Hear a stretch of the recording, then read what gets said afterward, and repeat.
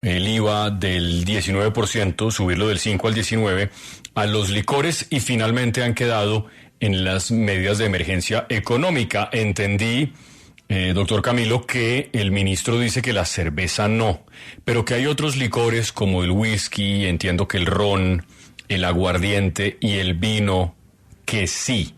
¿Ya pudo revisar el decreto? Sí, claro. Y como usted lo dice, Jorge, pues esto viene cocinándose desde la ley de financiamiento, porque básicamente es un copy-paste, este artículo que quedó como tal en este decreto, de lo que habían incluido como un artículo en este proyecto de ley de financiamiento. Y por supuesto, absolutamente preocupados y rechazamos este incremento. Hay que decir, lo primero, Jorge, es que ya Colombia es uno de los países de la región que tienen los mayores impuestos a los licores. Y que no solamente en este decreto como tal se sube, Diana, el IVA del 5 al 19%, el IVA, sino también por la graduación alcohólica de la bebida, hay un tema que se llama el ad valorem, que también se incrementa. Eso, en términos prácticos para el colombiano que nos está escuchando, quiere decir que, por ejemplo, una botella de aguardiente estará promedio costando mañana, a partir del 1 de enero, 48% más. 48% más una botella de aguardiente y una de whisky cerca al 40% más. No, pero espere, barájemela con tranquilidad. Las cuentas que yo estaba haciendo, pero claro, yo no soy ni un experto tributarista ni entiendo de estas cosas, por eso mejor que usted lo explique.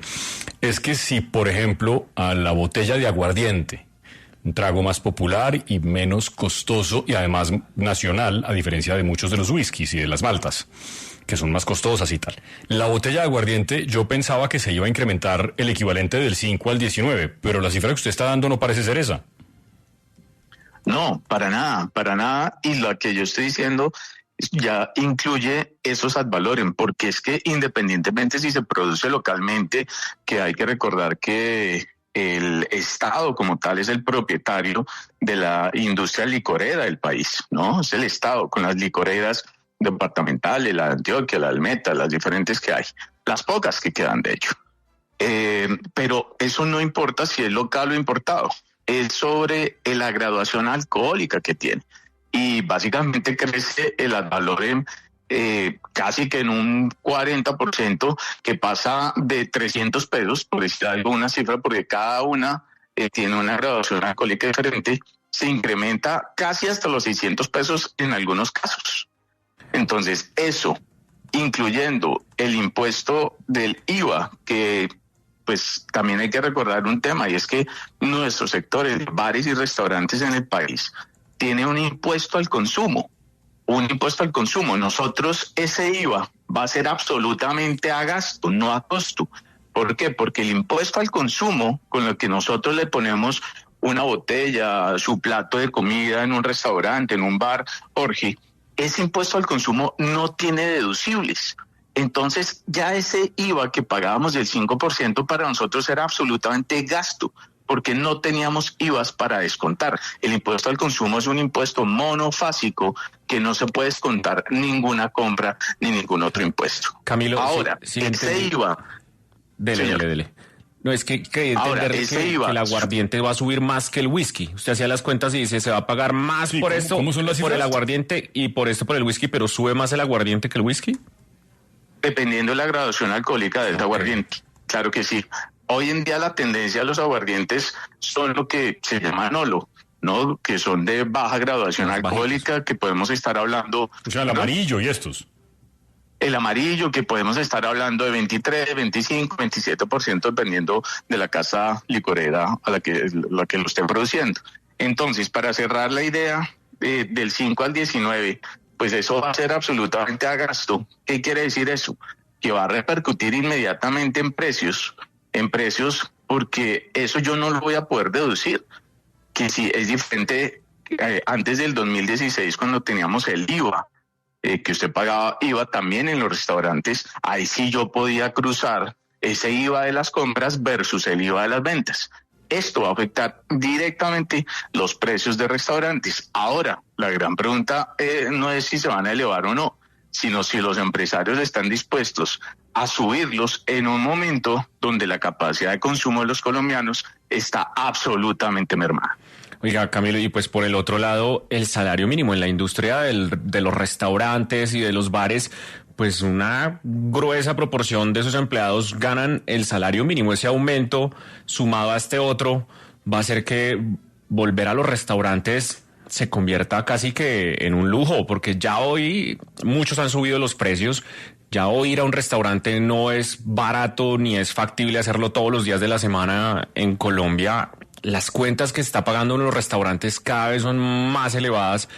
Y entonces uno ve por un lado lo de los licores y por otro lado el aumento del salario mínimo. Sí o sí van a tener que subir los precios.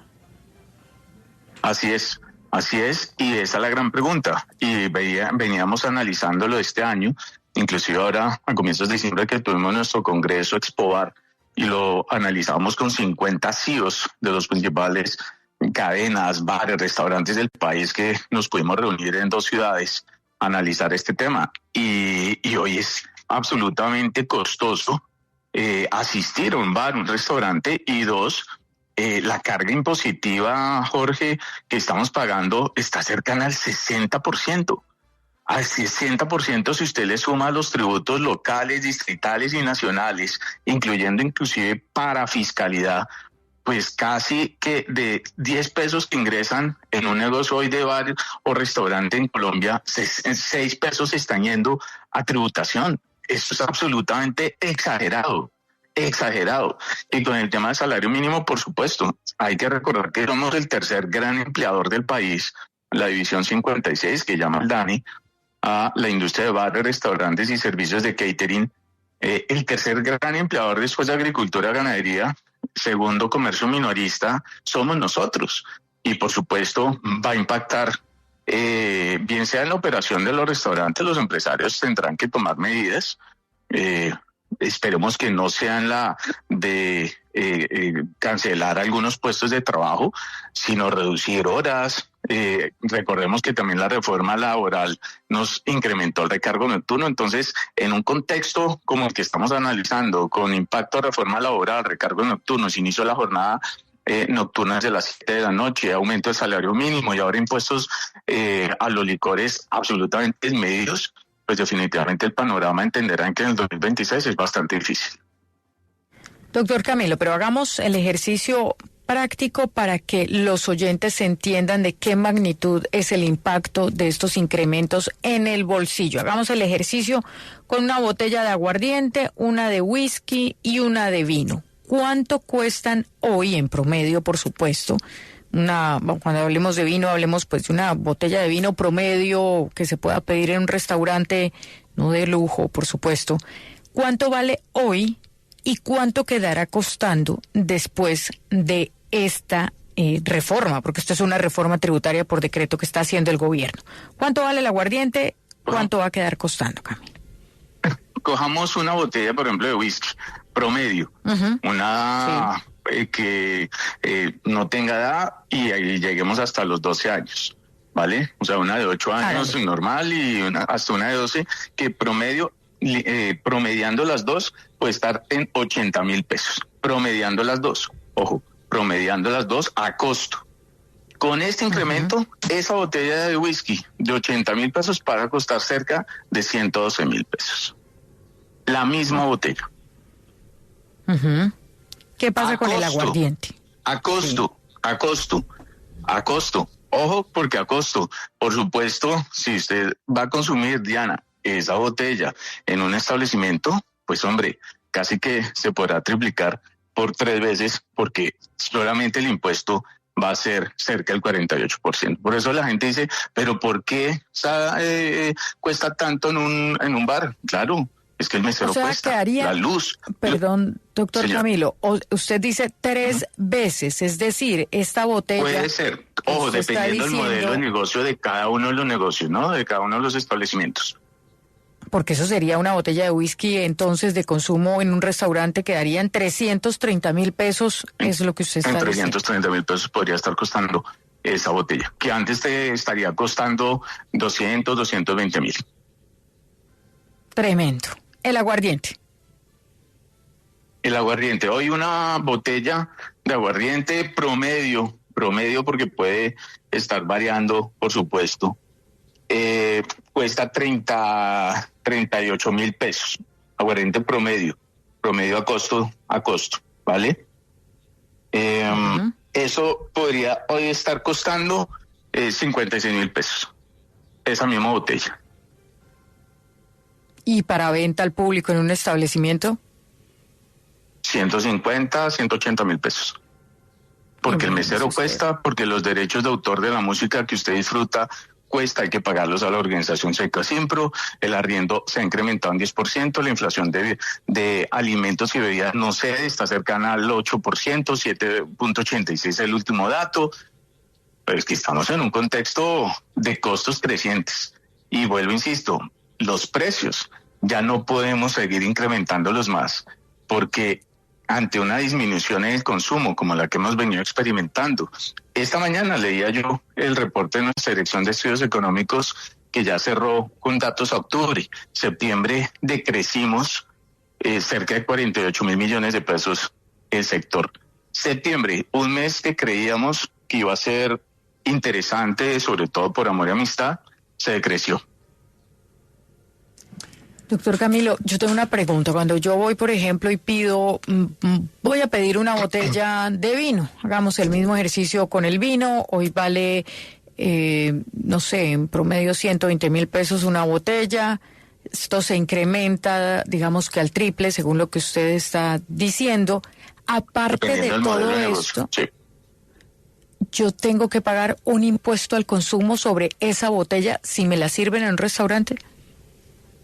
Claro, que eso es lo que se graba en el impuesto al consumo, el servicio como tal, ¿no? El que te la pongan en tu mesa y te suministren ese tiempo de ese servicio y toda la cosa, es el 8%. Es decir, tomarse una botella de licor después de todo esto un restaurante va a ser casi que imposible. Es lo que usted plantea.